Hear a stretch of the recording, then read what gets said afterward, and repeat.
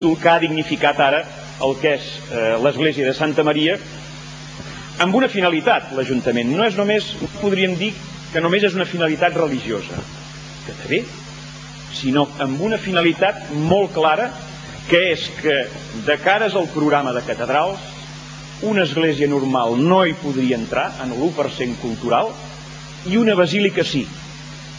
Per tant, ara podem obtenir fons de Madrid per poder restaurar la catedral, cosa que fins ara no hi podíem accedir. Per tant, tan sols per aquest fet era important obtenir-lo. Durant aquests anys hem anat restaurant diferents parts de la catedral, però com comprendreu, el que li convé a la catedral és un projecte, un pla director sencer, un projecte de restauració sencer.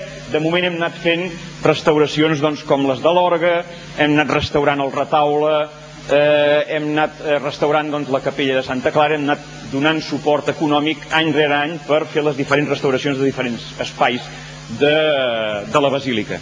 Però ara sabeu que ja vam signar recentment amb Generalitat de Catalunya, amb Diputació de Girona i amb Bisbat de Girona el conveni que ja ha permès començar a finançar el projecte de restauració integral de la catedral. I aquest conveni, a més, ja contempla una clàusula que és el pas previ a que després, posteriorment, el finançament també vagi a càrrec d'aquestes 4 entitats. 50% a càrrec de lo que seria, 40% al càrrec de Generalitat, 20% Diputació, 20% Bisbat i 20% Ajuntament. I direu, aquí falta l'Estat, evidentment, perquè ara correspondrà anar amb aquest conveni a veure aviam en quan hi participa l'Estat, que de ben segur ara no ho podrà defugir. La sala gòtica, ja no ens en recordem, això estava completament abandonat i ara la tenim habilitada com a sala de plens, d'exposicions, d'actes, com aquest que estem fent aquí.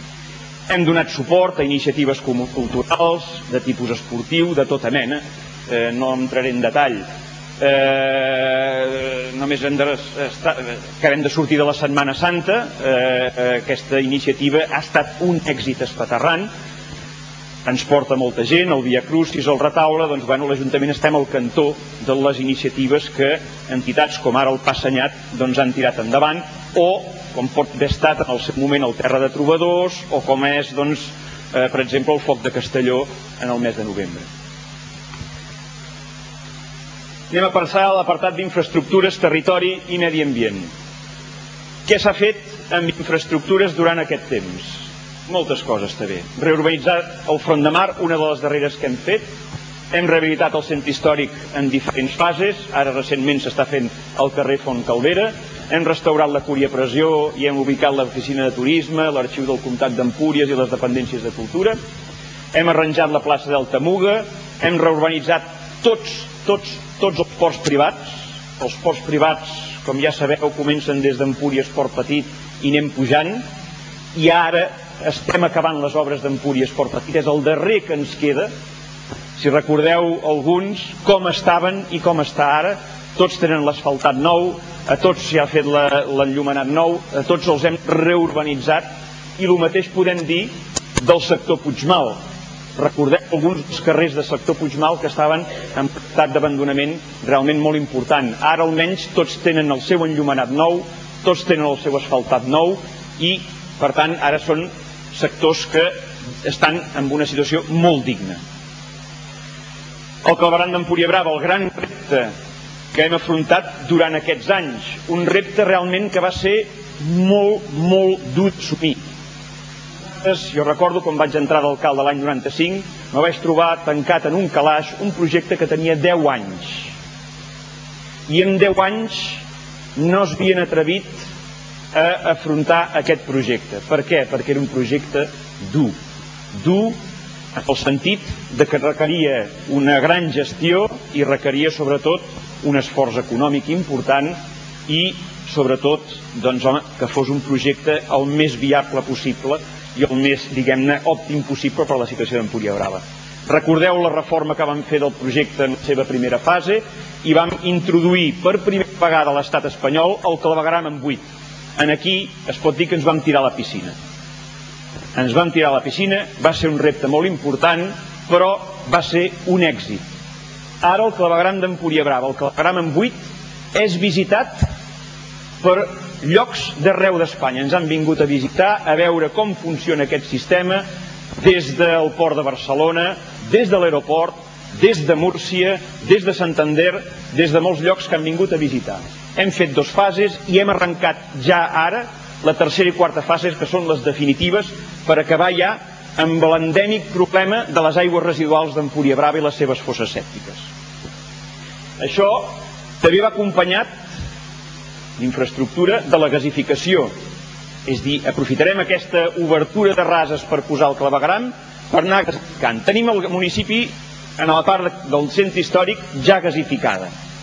Hem d'acabar de gasificar la resta del municipi. Continuarem per Empuriabrava i anirem gasificant a tot arreu. S'han construït 2 deixalleries, una a Castelló i una a Empuriabrava, les coneixeu.